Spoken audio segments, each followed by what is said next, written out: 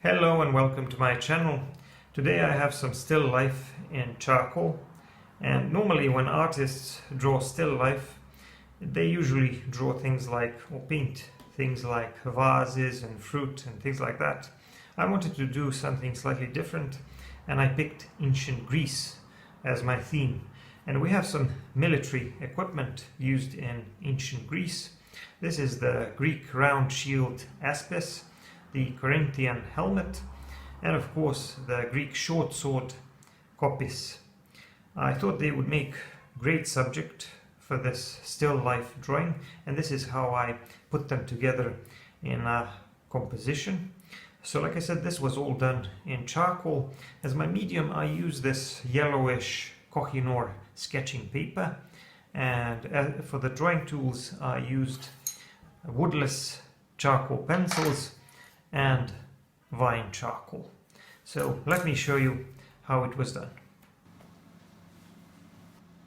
For my reference I used a bunch of photos off the internet and I combined them together, but I had to make quite a few modifications, not just in terms of details but also in terms of the light source and shadows, so that everything would make a little bit more sense.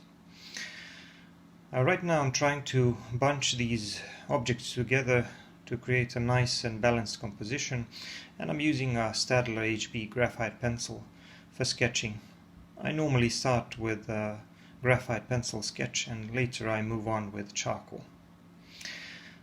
So the shield is going to be roughly in the middle of the paper, and I wanted an Athenian themed shield with an owl.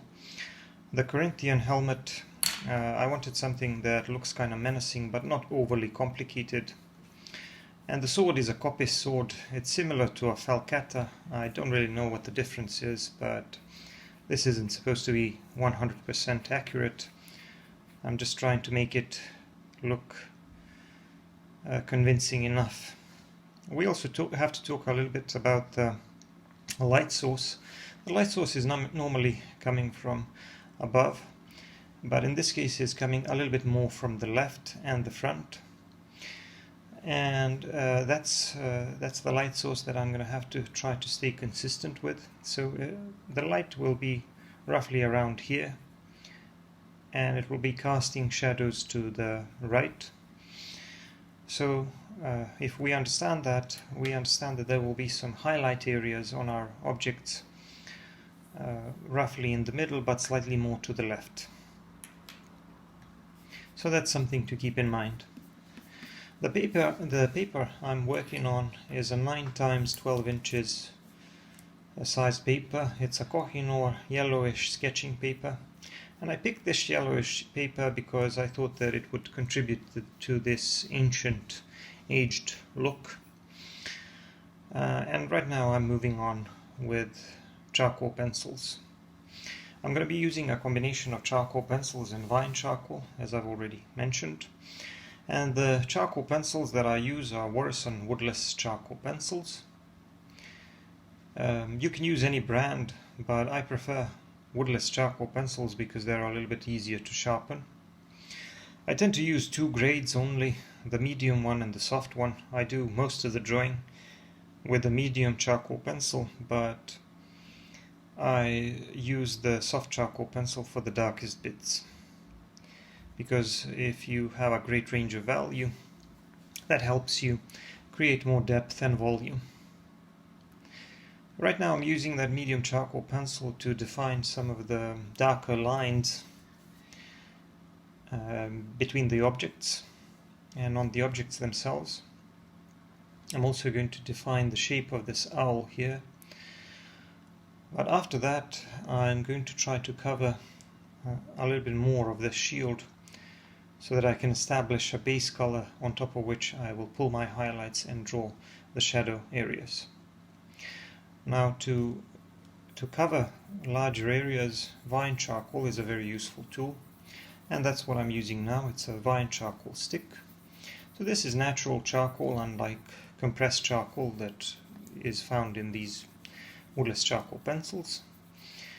And the reason why I can cover this large area so quickly and carelessly is because I'm not afraid that these lines in this texture will remain. Fine charcoal is very easily blended, so once I cover this, I will blend everything with a brush and it will become a lot smoother. But some of these darker lines that I already put down with my charcoal pencils will still remain, so that I know what I have to work with. Right now I'm using a brush to spread that vine charcoal around softly and to establish my mid-tone. And on top of that mid-tone I'll be adding a lot more shadows, areas of darker value, a lot more textures and details, as well as highlights or areas of lighter value, which I'm going to create using erasers, either the knead eraser or a pencil eraser. Right now I'm back to working with a medium charcoal pencil, and I'm working on this rim of the shield. Like I said, these are green, these are round Greek aspis shields, and I zoomed in a little bit so that you can see this shape of an owl that I'm trying to work on. So I want to make it look like there's an owl symbol in the middle of the shield, but it's going to be slightly more to the left because of the angle of viewing. So on the upper part, on the upper edge of that shield, I started working on the rim, and it's going to have a sort of a pattern that many of the Greek shields and helmets have, but I kind of simplified it a little bit, and I'm also going to make it a little bit irregular because I want to show the shield like it's sustained a bit of damage.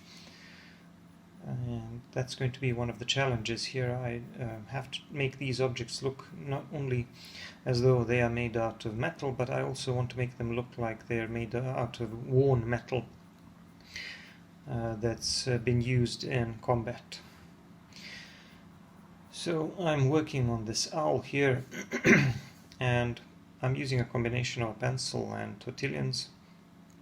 I'm going to shade around the owl a little bit so that I can create more contrast, because I want the owl shape to look like it's raised, like it's a raised metallic area above the rest of the shield, and to do that I have to shade around it so that it would stand out, so that we could get that feeling of depth. And I'm going to be doing the same thing with some other details on the shield as well. So the purpose of shading and the purpose of creating that range of value is to make it look like some parts of these objects are raised and are sticking outwards, while others are deeper in the shadow. Anyway, like I said, I used a piece of fine charcoal to establish that mid-tone, but I'm going to be doing a ton of shading on top of that.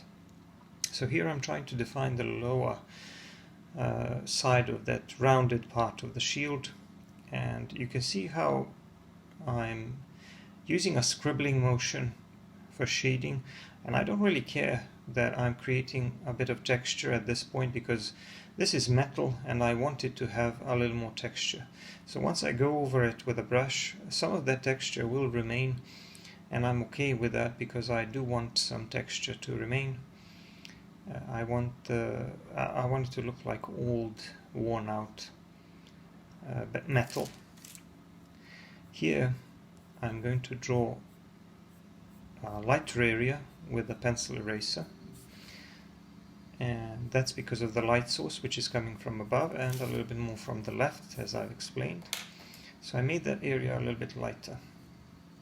I'm going to try to stay consistent with that light source in my entire drawing. Now for erasing, I use a Faber-Castell kneaded eraser and a Kohinoor pencil eraser. Again, you can use other brands, either of a kneaded eraser or a pencil eraser.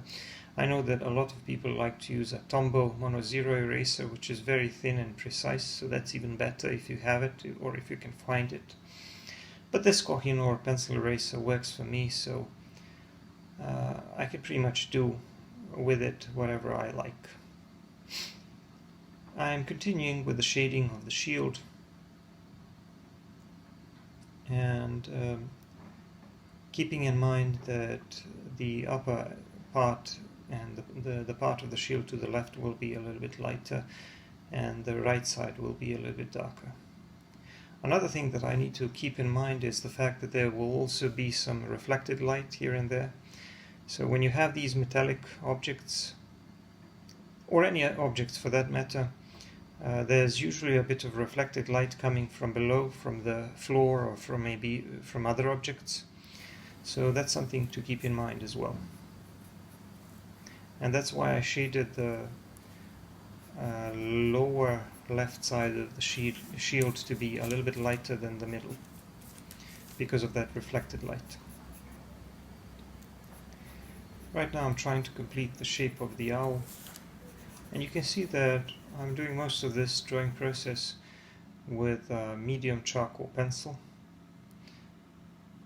I have no problem using that as a main drawing tool because it can be sharpened to a very nice tip. And here I'm drawing all kinds of details on these feathers to make the owl look as detailed as possible. Of course, the owl doesn't have to look realistic. It has to look like an engraved shape of an owl on a shield. So basically, I want it to look like it's made out of metal. And I'm using a pencil eraser to go in between these individual shapes and create some highlights so that they would stand out more. I'm going in between these feathers, in between the shadow areas, to make these lighter portions stand out even more. And the same goes with the legs and the tail and some other areas. Now here I'm going to move in with some details because I've shaded most of the shield.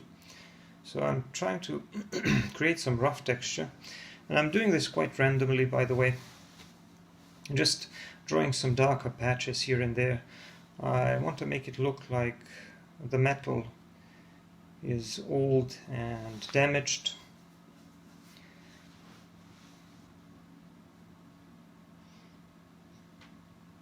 And I'm going to draw quite a few of these dints and marks in the shield. I can also draw a few more of these slashes, cuts in the shield that look like they were made by a sword or an axe or something. Something sharp and strong. So I'm also using a pencil eraser to draw a highlight under them. Let me just show you quickly how you can make these cracks and cuts and dints look more three-dimensional, like they have more actual depth. So let's just cover this piece of paper with a little bit of charcoal.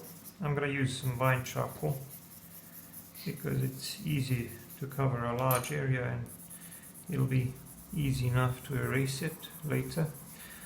So let's say that this is the base color or the base value or whatever object we're drawing, and we draw a cut like those sword cuts or marks on the shield and helmet, which I plan to make,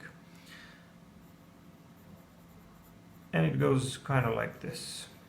Alright, so now you can't leave it as a line, obviously, because then, I mean, it does show that there is some kind of a shape there, but it's not very convincing because it doesn't have its depth. So in order to give it depth, we need to shade it properly, and to do that we have to understand how the light source works. So if the light is coming from above, and it usually is, we need to understand what's casting a shadow onto what. So if the light is coming from here, this crack is going to be casting a bit of shadow downwards, and then there's going to be a raised area here there's going to be a raised area here which is getting more light. Alright, so when you look at this now appears like it's an actual shape that has some depth. It's almost like we can feel that there's a crack in there. It's the same thing if you want to create a small hole or a dent of some sort. So draw a darker patch like this, because the shadow is coming downwards, and then this area here will be getting a little bit more light.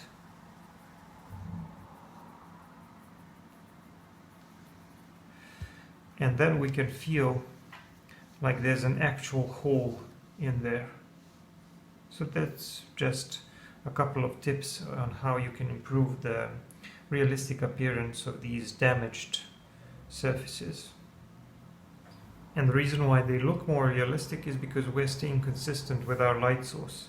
And because the light source is coming from above, this small area here, which is facing towards the light source, is going to be lighter, and this small crack here, which is facing away from the light source, is darker.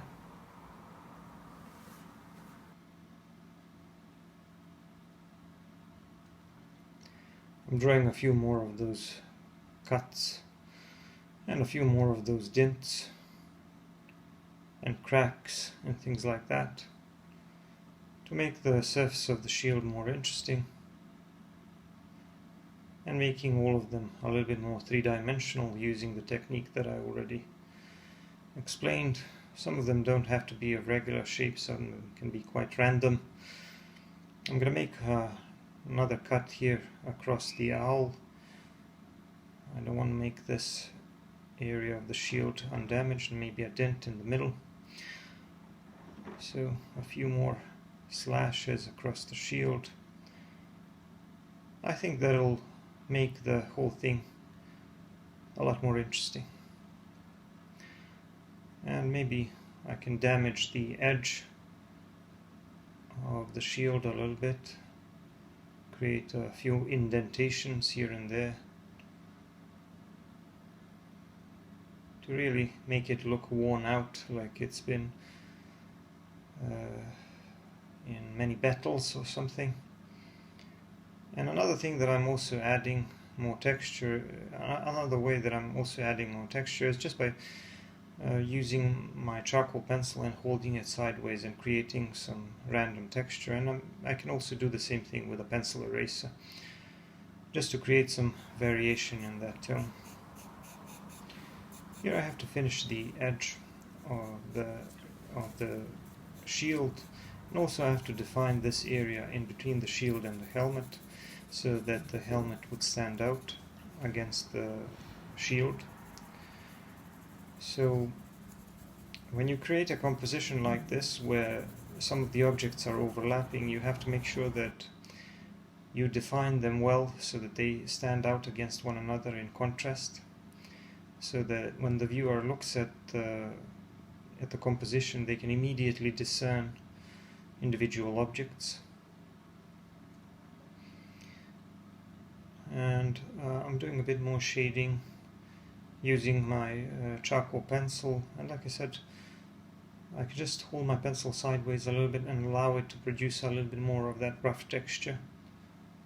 So you just allow your pencil to work for you. Sometimes you don't have to do that much work. You don't have to draw every single detail. Although you can, if you want to. You can make the drawing as detailed as you wish. I think this drawing is going to be fairly detailed, but obviously I could have gone into even greater detail. But I didn't think that was necessary. So far it's looking pretty good. And like I said, there are two goals here that I'm trying to accomplish. I want everything to look like it's made out of metal, and I want it to look like it's sustained some damage. I want to weather it and age it a little bit. It's kind of like when those people make plastic models of vehicles, tanks and airplanes. First they paint them, and then they add some details by weathering them, and making them look like they've already been in action, like they've already seen some action, and not like they came straight out of a factory. Anyway, I'm adding a bit of shadow here under the shield, and the shield is going to be casting a bit of shadow to the right. Here I started working on this handle of the hilt of the sword, which is curved to one side, and again I'm going to do that with a medium charcoal pencil. Now this part here is made out of metal, and I need to vary areas of lighter and darker value to create a lot of contrast, because that way I can suggest to the viewer that this object is made out of metal. These shiny or reflective areas where there is a lot of contrast and sudden contrast between the areas of lighter and darker value, they kind of fool the eye into thinking like they're looking at a metallic object. I also have to draw a bit of shadow under the sword, and to do that I have to not only stay more or less consistent with my light source, I have to make sure that the edge of the blade is very clean, and that the shadow is kind of soft, so this line here at the very edge of the blade needs to be fairly clean, because that's where the object ends and the shadow begins. But the shadow itself can have a bit of a soft edge on the other side, so I'm going to try to do that. I'm adding a few more lines here, but those are going to be blended in.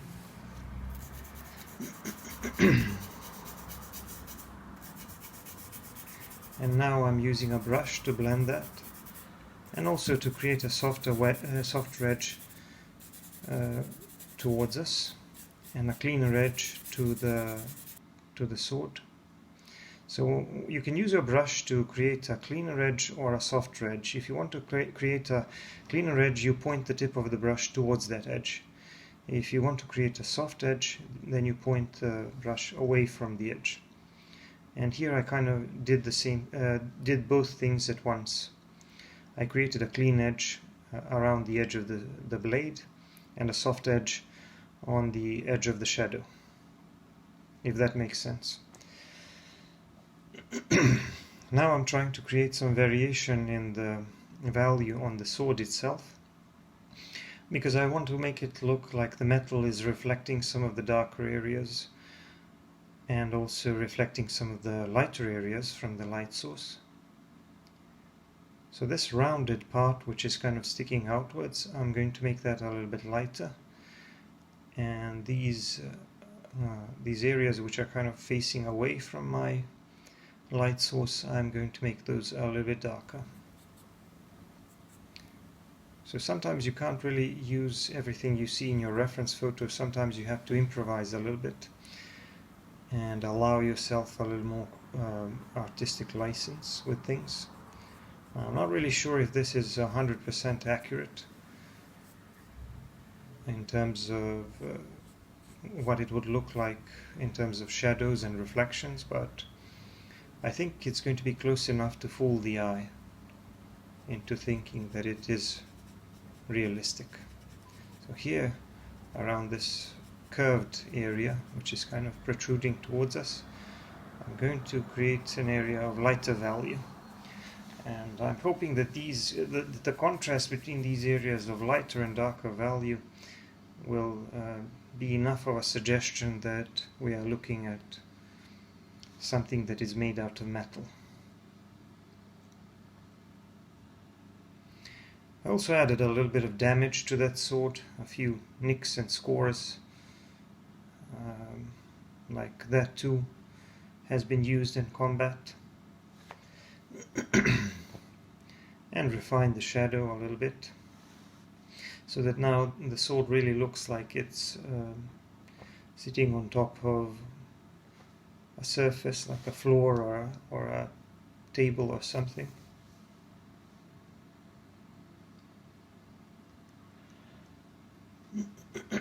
Now I picked up a soft charcoal pencil just to use it sparingly to define some of the darkest areas. I like to do most of the work in a medium charcoal pencil and then later add a few touches of a soft charcoal pencil to create extra range of value to give my composition more depth. So I've moved on to the Corinthian helmet, and as you can see it has some kind of a crest. I don't know whether it's called a crest, but you know, I didn't want one with a too large of a crest or plumes or anything like that. Like I said, I wanted something that looks a little bit simpler. So here I'm drawing also some kind of a pattern that is often seen on this type of military equipment in ancient Greece. I'm going to spend a bit of time to make it look as accurate as possible.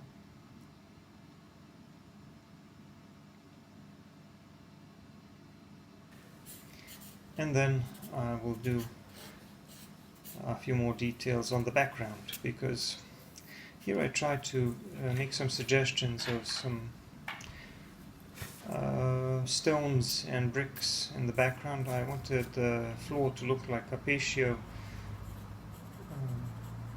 consisting of irregular stones, and these bricks or stones in the wall are a little bit more regular, but I want to create rough edges on them, both on these tiles on the floor and the ones on the wall. So I'm adding this as a sort of a background to create more depth in my drawing and to give it a little bit more context, so that these objects don't appear like they're hanging in the air. So by adding a bit of background and adding some more shadows, I think I will have a nice looking scene. And I'm adding more value and texture to the wall, because the wall is vertical, and it's kind of it's going to be getting less light than the floor, which is facing towards the light source, which is coming from above. So I would expect the floor to be a bit lighter than the walls. That's why I used a bit less value on it, and I used a bit more value on the wall.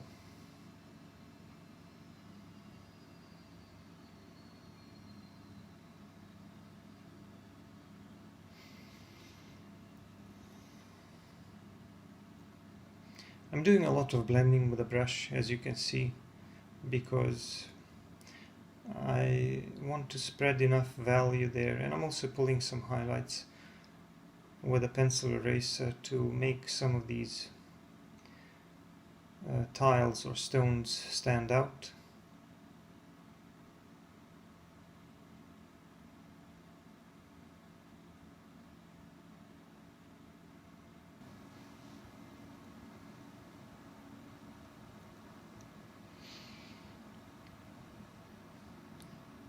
So I think I did enough work on the background for now. I'm still going to do a little bit more work on the right side, but in order to do that I first have to finish these objects and then add their shadows, or at least do a little bit more work on them, so that I can define the shadows a bit later, because the amount of value in the shadow obviously will depend on the amount of value on the object itself. But I already made a suggestion of a shadow under that shield, and I'm going to do the same thing with the helmet. I'm going to shade the right side of the wall behind the shield a little bit more, But because this is a vignette, I can't really go all the way to the edge, and I don't really need to define the shadow too much. I'm just going to make that area darker for now. And I'm going to do a little bit more refining later.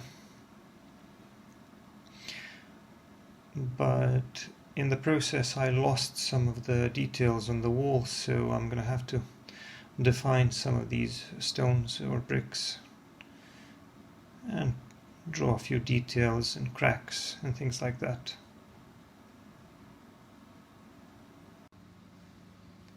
I'm finally tackling this helmet and I'm working on the crest. I added a bunch of these vertical lines and then defined the upper edge so that it stands in contrast against the shield. This is very important because I want the helmet to appear like it's slightly in front of the shield. So it's very important to define these relationships between different objects. I also added some indications of damage to the crest. Now notice the front part of the crest is a little bit darker. That's because it's kind of bending slightly downwards and facing away from the light source. And the upper part of it, the upper edge of it, is lighter because it's facing towards the light source. Obviously the inside of the helmet is very dark, and I did that with a soft charcoal pencil because that's all in the shadow. And now I'm going to proceed with the shading of the rest of the helmet.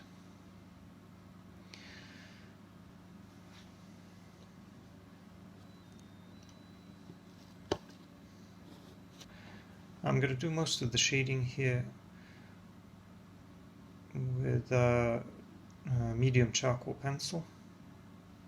Normally when I want smoother transitions I shade with a piece of vine charcoal, but here, like I said, because I'm trying to imitate the rough surface of a metal object, I am deliberately trying to produce some texture. And you can see how I'm already taking into account where my highlight will be, and I'm leaving that area a little bit lighter and shading around it. So once I start blending, I will have my areas of lighter and darker value already in place, and I will be blending the darker areas and pushing the charcoal from those darker areas towards the lighter areas, making a smoother transition.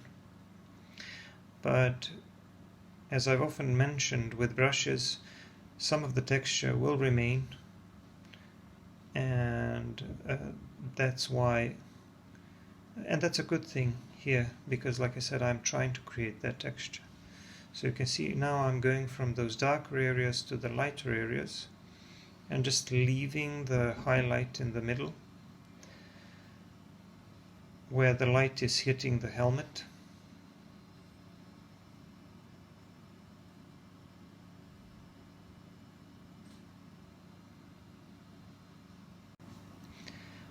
Now with the blending, the helmet did get a lot smoother, but that's okay. I'm going to be adding some more of those details on top. There are some lines and some shapes around this nose guard and here around these openings for the eyes and the face. I'm not really going to draw any patterns on the shield. I'm going to keep it simple,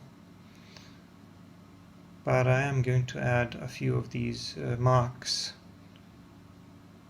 maybe to indicate some damage on the metal. I'm even going to add a few of these cuts and scores on the edges of the helmet.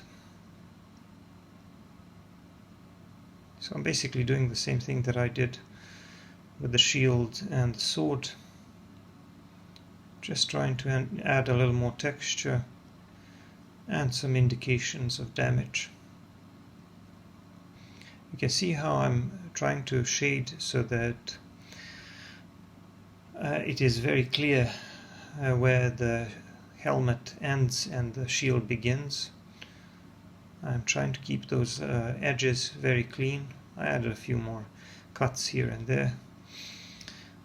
I'm trying to keep those edges very clean because I need to define them well. And now I'm going to add a shadow onto the helmet as well. I'm going to do that with vine charcoal because it's easy to move around, so I can easily control if I want a cleaner edge or a softer edge, which is very important with shadows. So a shadow here is going to be a combination of some slightly cleaner edges and some smoother transitions.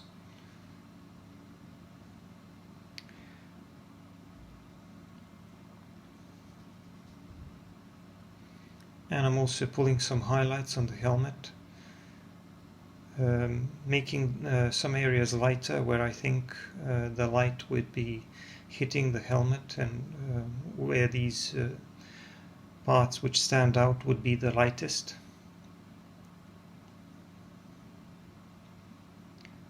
I'm also doing my best to define the right side of the helmet so that it is clear where the wall begins and where the helmet ends and the wall begins. So that's kind of a tricky area.